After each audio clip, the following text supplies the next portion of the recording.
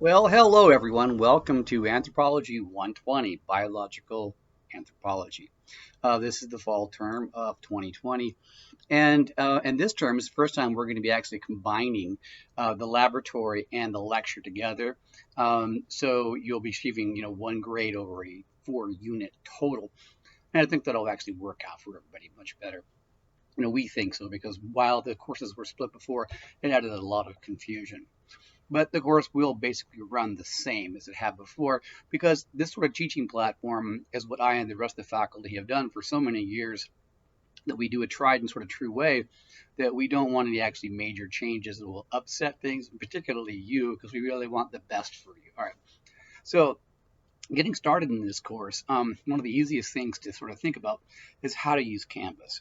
If for many of you, if you haven't done online courses before, on this page there are a couple links to a Canvas quick start guide, as well as an orientation module in which you can go to and have a look at if you're not familiar with how Canvas actually works. It's actually a fairly simple browser. Most of the controls you're going to have are over to the left-hand side, and particularly the things that are the most interesting to you, or of course the modules. Those are where all the assignments are. The syllabus, there'll be a link to that. You should be able to see that up on the upper left-hand corner. And of course, the one where you'll be hitting quite a bit, the grades. So if you hit the grades, as I make those grades available, they will be placed on there so you can actually see your score totals, getting you to whatever your objective are in this class. Okay. So a few things that I want to mention is that many of you may have access to this, at least this part of the course before the course starts. And if you do, just be aware of a couple of things, that a great deal of other information will be coming at you soon to have availability of all the course modules. They will be available on the first day of class, and that will be Friday, the 14th at 8 a.m. That's when everything sort of comes up online for you to have a look at. What I'm going to be doing is releasing the course module by module. So when you look at the modules, you're only going to see module 1 up there. There are 3 remaining modules. So there are 4 total learning modules for this course. And each one of the modules has individual sort of assignments or sort of micro sort of learning events in which we're going to do. Each module is sort of ended by a quiz. The first 3 quizzes are multiple choice.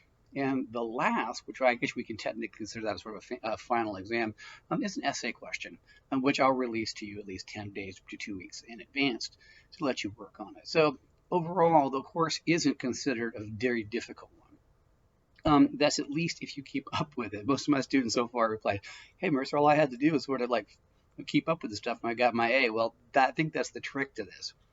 And that's the trick to actually doing well in the online environment. Now, in this course, I set it up to run asynchronously.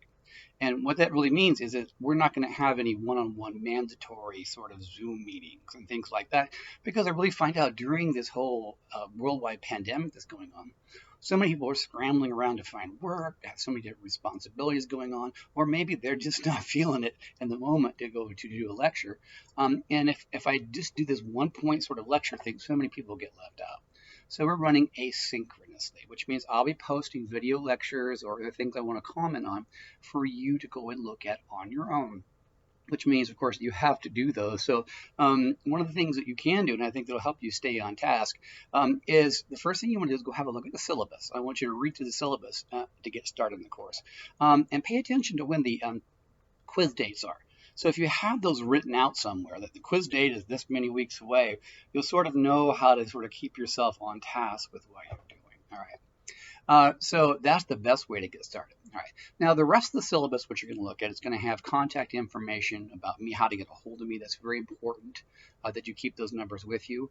I think we're running an asynchronous mode, or even doing online in general, that there's this huge disconnect that happens between students and the instructors that are going out there, and I'm going to try to collapse those differences as much as possible. I mean, I want to be able to speak with you whenever you need to. So you'll see my contact hours, ways you can get a hold of me, which includes email addresses. You can use a Canvas sort of the email that we have here, as well as texting and voice if you want to contact me. All right. So I'll let you get through with that and go have a look at the syllabus. And then in the very first module, The very first lesson that we'll have, I'll do another sort of brief introduction to the course and sort of run through the syllabus and more of the fine points. But I want you to get some of the major stuff that you're looking at now, the big dates in which you're going to come up against you. Additionally, and lastly, I sent out a previous announcement concerning the textbooks required for at least the lecture part of the course. And there are only two. One of them is a very small reader, and it's called The Story of the Human Body. I chose it because it's good and it's cheap. I think like $16 for it. And that's for the hard copy version. I know there's electronic ebook forms and ebooks if you want to get them, and they're fine, but you'll need to have that, but not soon. That's something you can wait, a month or two to get. We'll be utilizing that book later on the course. So you don't have to put out any money right now. Now, the other book, major book we're going to be using is called Explorations. And Explorations is an open source book compiled by many people in my discipline because we're just trying to break free of these sort of publishers which are just destroying us financially, trying to take every dime we have. So we're producing our own open access sort of book. So Explorations is on the syllabus. You can click on it. It will download an entire PDF document for you. If you don't want to do that, be aware that you can click on a link that'll take you to the Exploration site, and you can read the site chapter by chapter without having a lengthy ebook, sitting on your computer that you have to go through to find the chapters that you want. Overall, I've reviewed the book. Also, Jessica Motto, who teaches here alongside me, she's my partner in this biological anthropology department here, has reviewed the book. And I'm telling you, we've got a pretty good glowing review for an open source text that costs no money. It's pretty darn good. So those are the only two that you're going to require. Now, occasionally I'll be having reading assignments. There's small little papers or little things I find interesting, which I'll post.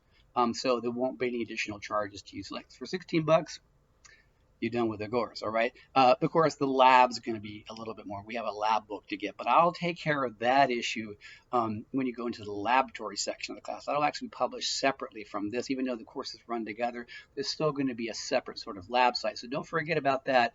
Go have a look at that. I'll give you an introduction about everything that's going to be occurring there too. All right, so let's get started on this. And I'll see everybody, either on Friday, or the 14th when this the course opens up, or shortly thereafter. Like if you have weekend plans and you want to start the course on Monday, that's always fine too. But additionally, what I want to say too when you get started is, when you do sign on, I can see how much activity you're sort of getting online. And if I don't see you online for like a week or so, that's to me that you're not in the course, or you forgot about the course, or you've dropped it and you forgot to actually drop it. And I don't want that to happen to you. I know how students have that I thought the professor was going to drop me. But what will happen is that if I see you inactive for a week or so, I will send you an email and I'll automatically drop you. And that's not because I'm upset with you. It's because I don't want you to get an F in the course. I don't want anything to go wrong that'll damage your GPA. So do make sure you try to get on the class by next Monday. All right? Okay. All right. Bye, guys.